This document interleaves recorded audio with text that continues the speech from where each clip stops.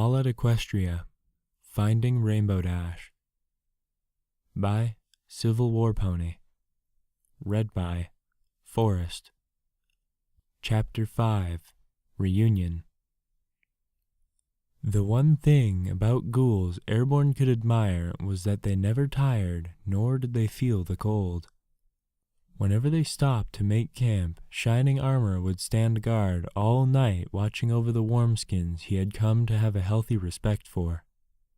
There was one thing he envied about them, and that was the natural rhythmic music of their heartbeats. During the night, he would listen as the organs pounded liquid life through the ponies, listening as the beats rose and fell with a crescendo of sounds. Inside his heart lay silent, a reminder of the painful fact that he was nothing more than a walking corpse in this land he had once called his own. For the first time in a long time, Shining Armor wondered what life would be like if he hadn't died during the war. The ghosts of his fantasies danced around him as he stared into the inky blackness of the starry sky above. He thought of the parties he could have enjoyed with his sister and her friends as he watched his wife dance gracefully to the melody of one of their favorite songs, curling up with his wife by the fire on the cold nights when winter visited the Empire.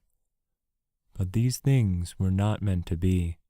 So much had been robbed from them during the war, and now it was unlikely that they would ever get some of those things back.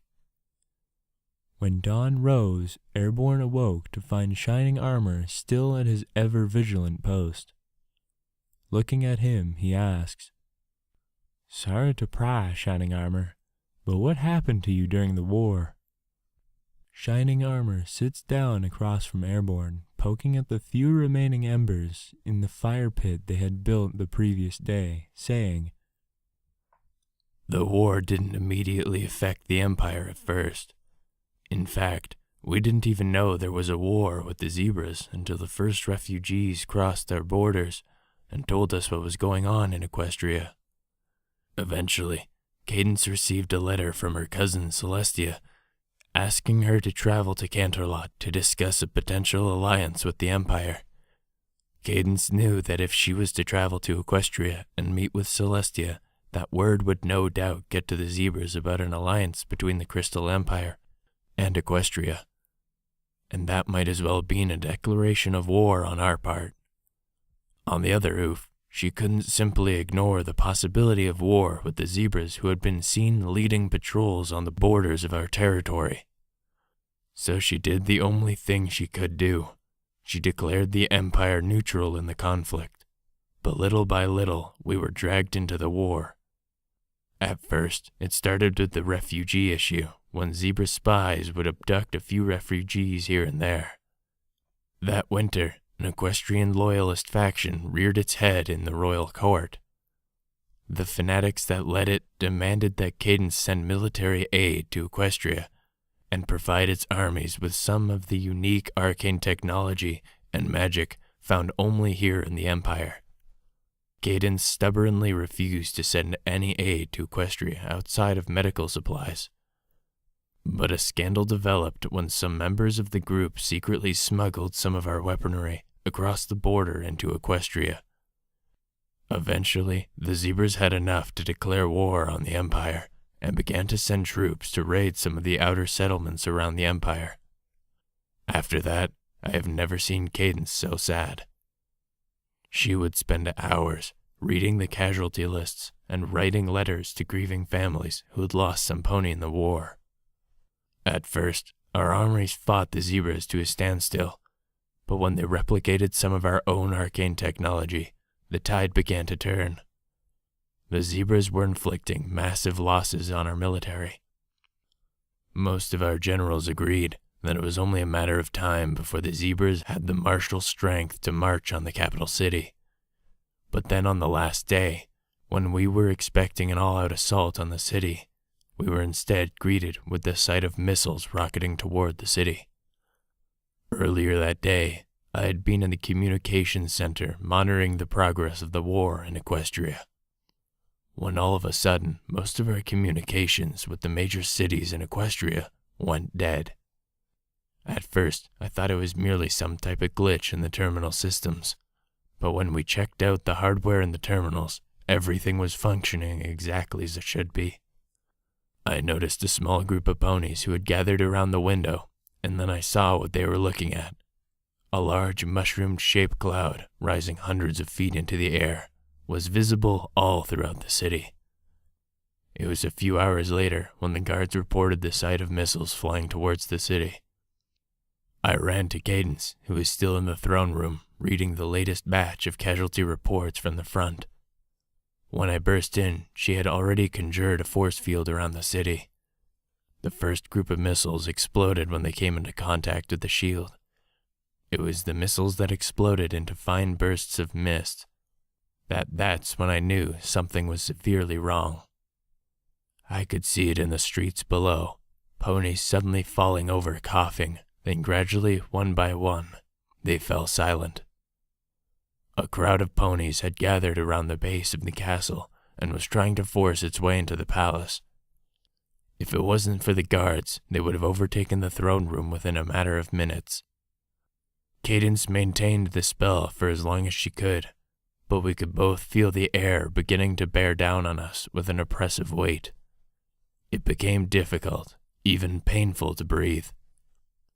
It took every bit of strength I had just to stand. That's when the second wave of missiles thundered into Cadence's weakened force field. The field broke, and the ponies outside were killed in the barrage. Cadence only had enough strength left to protect a small portion of the palace. I caught her as she collapsed. I told her to hang on. Stopping to wipe the tears from his eyes, Shining Armor continues to say, She was so weak. I could feel her heart fluttering like a dying bird inside of her. She could barely breathe. The virus had taken its toll upon both of us. Eventually, I could feel her slipping away. I begged for her not to leave me, but she simply looked at me and smiled, saying that she would never leave me. She died with that smile on her face. I gently closed her eyes and placed her body on the throne. I used what little strength I had left to preserve her body, because I couldn't bear the thought of her rotting away. It was after that I fell to the floor. I couldn't breathe anymore. I had gasped for any bit of air to take into my lungs, but eventually I grew tired and closed my eyes. When I awoke, I was like this. I couldn't remember my own name, or even how I got to be where I was. I wandered the wastes and eventually stumbled upon a group of other intelligent ghouls who took me in and gave me a purpose. So there you have it, Airborne. That's my story of how I came to be here. Airborne sat back on his haunches, absorbing the tale Shining Armor had just told him, thinking to himself, It's no wonder why most ghouls lose their minds. After suffering from so much grief and despair, I would lose my mind too. Airborne notices that Celestial, Fractured, and Starshine had awoken and listened to Shining Armor as he spoke. Fractured says, I knew things during the war were bad, but I didn't know they were that bad. I always blamed Princess Cadence for the destruction of the Crystal Empire. But now I know that she tried her best to keep us out of the war. I hope she at least died painlessly. Shining Armor nods and looks at Airborne, saying, When you said my wife had ordered you to come and find me, what exactly did you mean by that? Airborne gulps nervously, not sure how to tell Shining Armor that his wife's spirit had lingered in the ruins of their palace for 2 centuries. Well, you see, Shining Armor, when your wife passed away, she didn't exactly pass on, if you get what I'm trying to say. Shining Armor raises an eyebrow, saying, You mean to tell me some form of my wife survived after she died? Airborne nods and replies, That's about the gist of what I'm saying. Shining Armor slumps to the ground, saying, It's all my fault. She has waited for me after all these years, And now look at me. How am I supposed to face her looking like this? Starshine replies, I don't think she'll be too concerned about that, Shining Armor. I think she'll be happy to see you after all these years. Shining Armor sighs and says, I hope you're right. Later, after every pony had something to eat, Airborne says, All right, let's make the final push to the Crystal City today. Come ghouls or yetis, we're gonna get Shining Armor to the city. Shining Armor looks at Starshine and says, Don't tell me you ran into one of those things. They were even a problem when I was still alive. She nods and says, Yeah, we ran into one, but we took care of it. Shining Armor's jaw drops, and the ponies chuckle at his reaction. Then he says, They must make ponies out of sterner stuff now than they used to. Airborne nods in agreement and says, Yeah, they do. In this land of snow and death, Airborne had become used to the frequent snowstorms that blew in out of nowhere. The storms would rise and fall like ghostly tempests, then fade back into the icy landscape. The storm that had blown in was particularly vicious. The cold wind biting at his muzzle and freezing droplets of sweat to his face.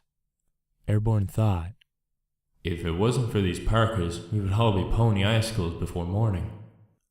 Shining Armor trudged ahead of the group, his tattered coat fluttering in the breeze like an old banner. Airborne yells to him, How much farther to the city? Shining Armor yells back, Maybe a few hours. It's hard to tell with this much snow blowing about. Airborne looks at Starshine and says, Do you think he's right? She replies, He must be. He would know this land better than any pony. After all, he did live here once. Airborne replies, Yeah, but it was like 200 years ago, so how much has changed since then? The storm quickly turns sour as the visible quickly goes from barely visible to whiteout conditions. The strands of hair on Airborne's tail have frozen together. Even the feathers on his wings had turned to ice.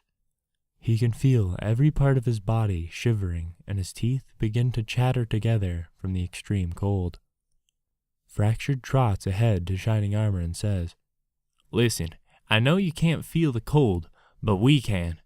If we can't find some place to take shelter from the storm, we will all die, which I know seems like a minor concern to you, given that you are already dead, but some of us would rather prefer to stick around for a bit longer. Shining Armor sighs and says, There should be an old tavern, or at least what's left of it nearby. We can take shelter there until the storm blows over. Shining Armor, good to his word, finds the remains of the tavern buried in a massive snowdrift. Bucking down the front door, which quickly collapses, he says, Every pony get inside. Airborne can barely move a hoof before collapsing face first into the snow. Starshine and Celestial drag him inside as Fractured puts the battered door back into place. Starshine removes Airborne's barding and unzips his parka. Fractured looks at her saying, What are you doing? She replies, He has hyperthermia. If I don't share my body heat with him, he will die. Fractured nods and doesn't press the matter.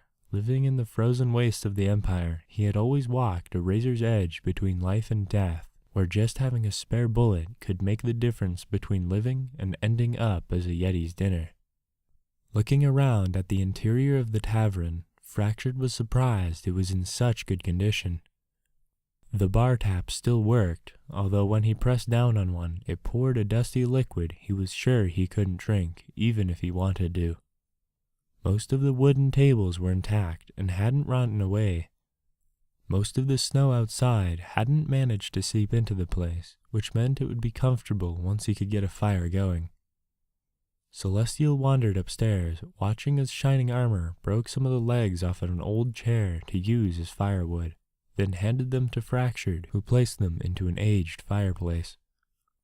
Climbing the stairs, which creaked with every step, she searched the rooms to find anything of use. Searching through the old desks, wardrobes, and cabinets, she found a few bottles of whiskey stashed away under a mattress. Having no luck in finding anything else but piles of dust bunnies everywhere, she turns and quickly grabs some bedding from a few of the rooms and walks back downstairs. Fractured had managed to get a small fire going. Celestial tosses Starshine a few blankets and she replies, "Thank you, Celestial." Celestial nods in reply, then hands Fractured a bottle of whiskey. He takes it and says, "I haven't had this stuff in a long time. A real treat in the wasteland. I'll be sure to save Airborne some whenever he wakes up." After a few hours, Airborne starts to stir. Fractured happily says, "Welcome back to the land of the living, buddy." He hands Airborne a bottle of whiskey. Airborne looks at it and says, "What is this stuff?" Sniffing it curiously, Fractured replies, "Never mind what it is, just drink it. It'll warm you up inside." Airborne takes a swig of the whiskey and starts to cough, saying, "Damn, that stuff is nasty. Where did you get it? It tastes like 200-year-old syrup." Fractured replies, "Celestial found a few bottles of the stuff upstairs.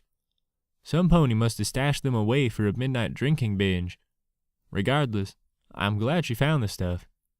It's really hard to come by out here." Airborne takes another swig of the whiskey and hands it back to Fractured, who helps himself to the rest of the bottle's contents. Looking around, Airborne says, "So is this the tavern Shining Armor spoke about?" Starshine replies, "Yes, we found it just in time. The storm outside had gotten really bad, and I doubt we could have traveled much further without our limbs dropping off from frostbite."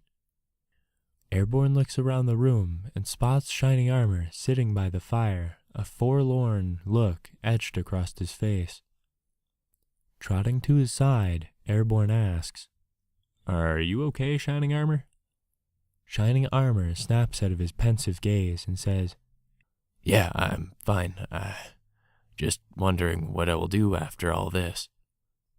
Airborne says, "Well, I'm sure you'll be able to think of something."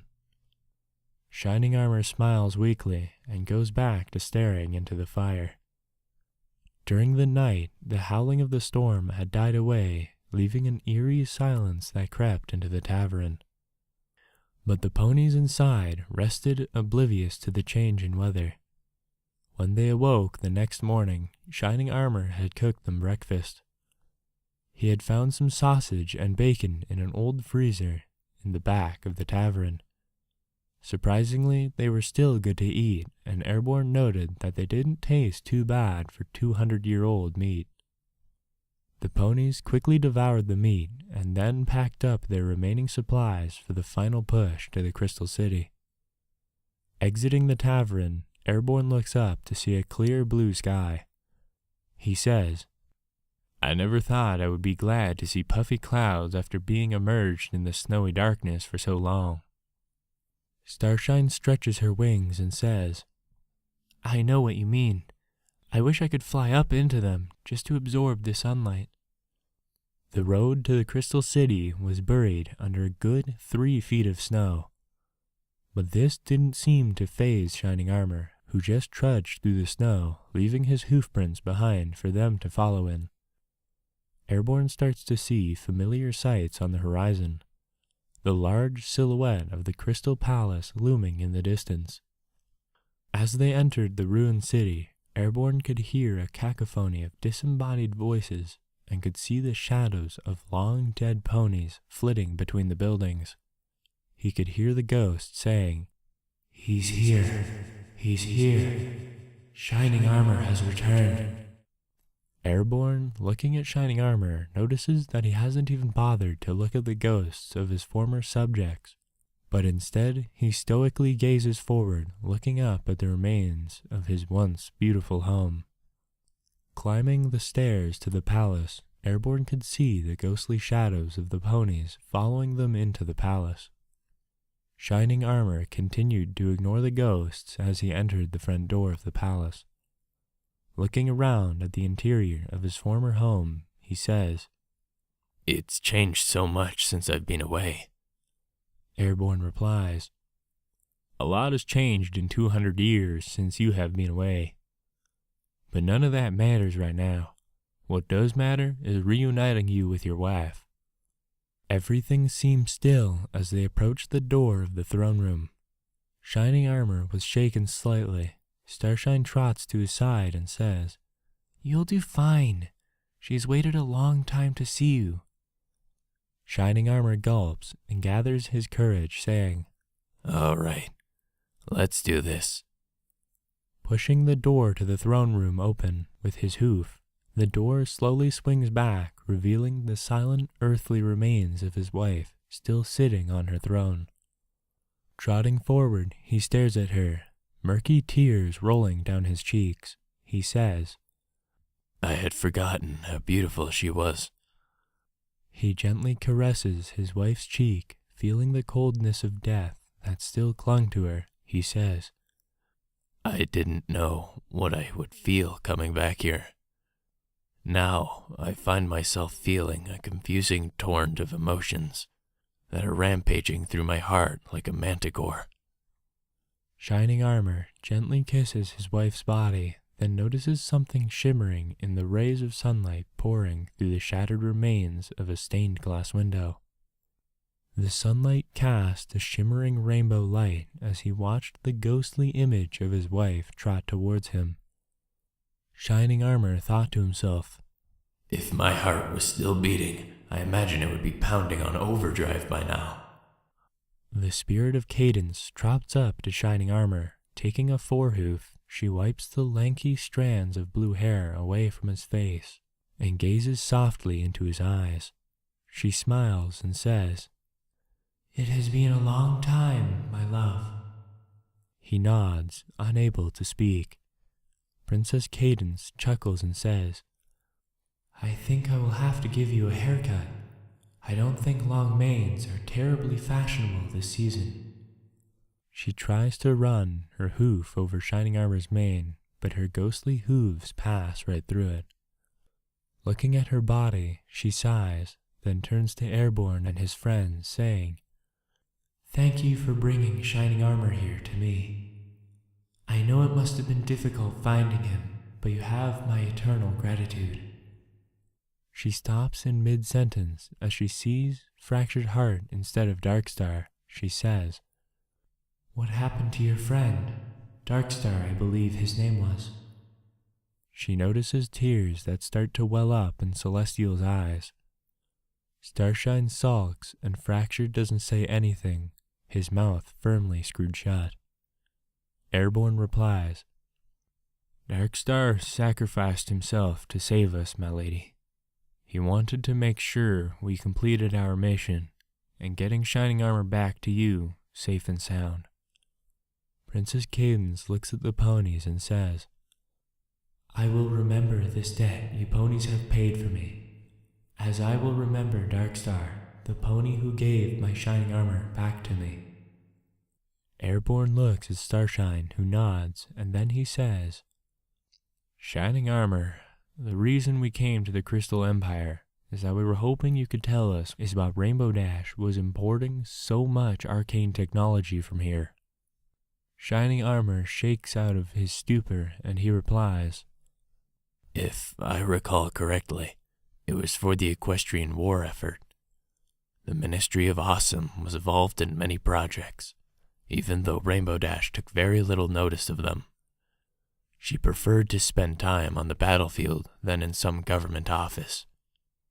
But towards the final months of the war, she made a peculiar request.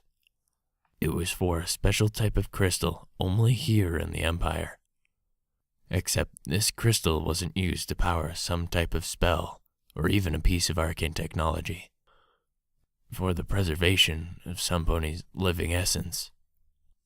Airborne looks at Starshine and she says, Do you remember what she wanted it for? Shining Armor shakes his head and replies, No, I don't. But I got the distinct impression that whatever she was doing with the crystals wasn't some project sponsored by any of the ministries, There is more information in a vault underneath the palace. I would check there too to see if you can find out any more information. Airborne nods and says, "Thank you for telling us, Shining Armor." Shining Armor smiles, then gazes back at his wife, saying, I am so sorry to have kept you waiting here for me for so long. She replies, "That doesn't matter now. What matters is that we are together at last." Shining Armor looks back at Airborne and trots over to him, handing him a badly weathered piece of paper, saying, These are the codes you will need to enter the vault. The first code is to open the vault door, and the second will allow you to bypass the terminal security systems, letting you see the contents of it. Airborne looks at Shining Armor and the ghostly spirit of Princess Cadence, asking, "What will you do now?" Shining Armor replies, Something that should have happened a long time ago. Shining Armor wanders over to his wife's limp body and places his head on her lap, smiling. Then closing his eyes, he lets out a long sigh. Airborne looks at him and then sees a fine mist rising from Shining Armor's body. The mist elongates as it lands next to the spirit of Princess Cadence. As the mist manifests itself into the shape of Shining Armor, who looks so much healthier than he did a few moments ago. His once grim-covered coat now looks like fresh fallen snow. The hair on his mane and tail sparkle with a brilliant blue instead of being faded and long overgrown. Shining Armor smiles, his face beaming with happiness. The worn, world-weary look gone, replaced by a joyous radiance that Airborne himself could feel. Shining Armor looks at the ponies and says, "For so long I lingered in darkness, but thanks to you I am free." Then looking to his wife, he says, "Shall we go?" She nods and says, "Yes, but I have one thing to do before we go." The spirit of Princess Cadence wanders up to Airborne and kisses him on the cheek, and whispers into his ear, "I will always be watching over you, Airborne. Goodbye, and thank you for everything." The sun begins to shine brightly through the window as the spirits of Shining Armor and Princess Cadence ascend into the air, then disappear with a flash of light. From all around the city, Airborne can hear a massive collective sigh as the ghosts of the Crystal Empire finally find the rest that had been denied from them for so long. Airborne and his friends leave the throne room, gently closing the door and sealing the tomb of the two lovers of the Crystal Empire. In a corner of the palace, Airborne finds a small stairwell leading into the palace's storerooms. He notices that a stack of crates has been shoved aside and that a hidden door has already been opened.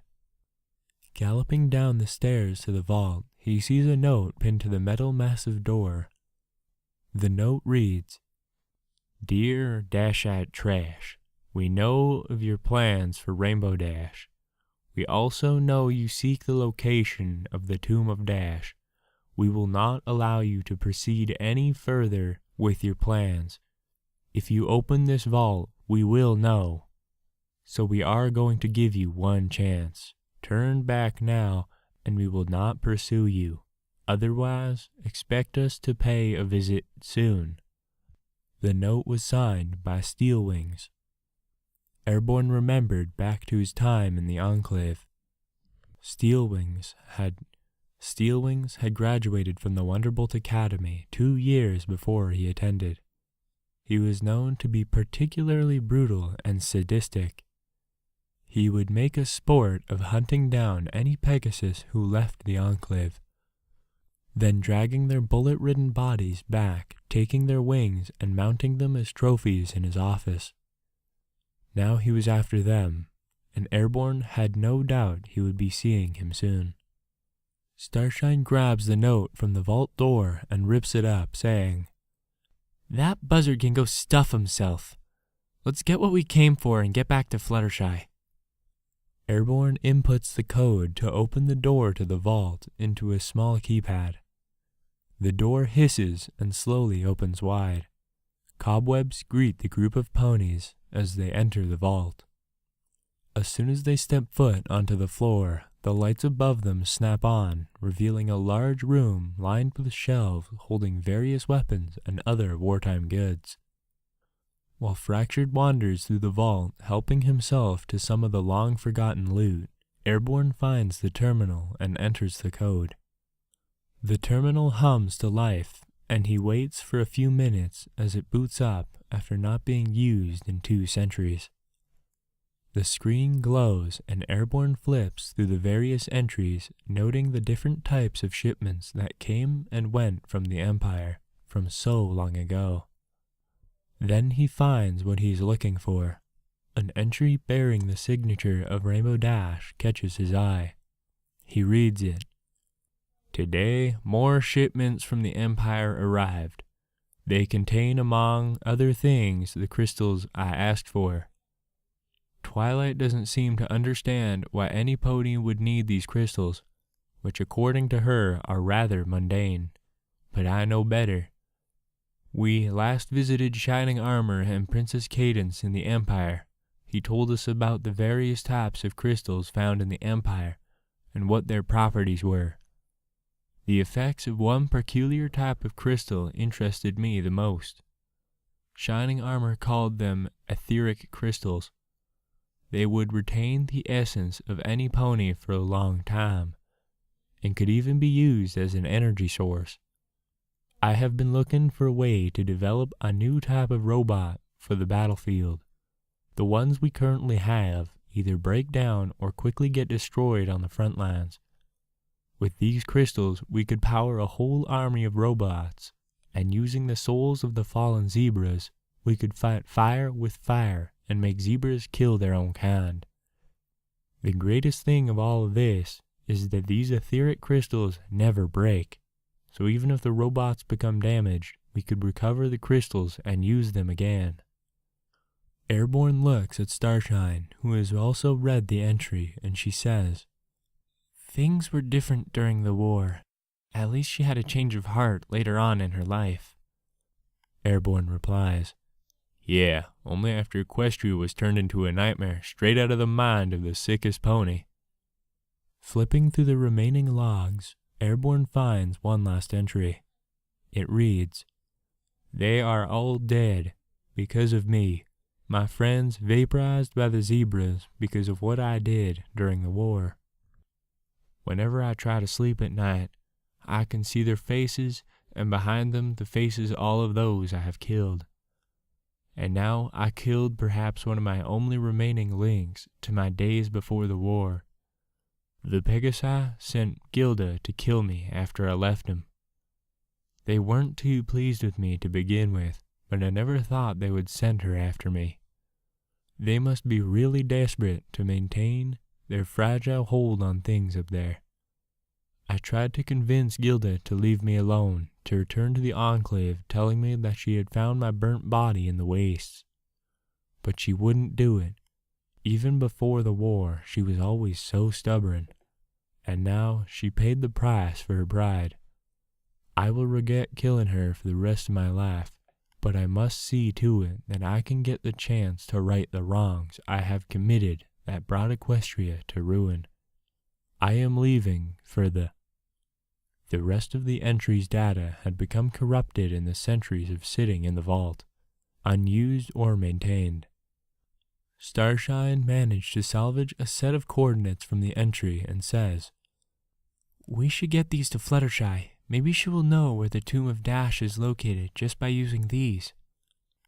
Airborne nods and replies, All right, let's go. I've had enough of this frozen place to last me a lifetime. Airborne, while flipping through the various entries, had come across one speaking of an escape tunnel that had been built during the war, as a way to safely get the princess out of the city should the zebras attack.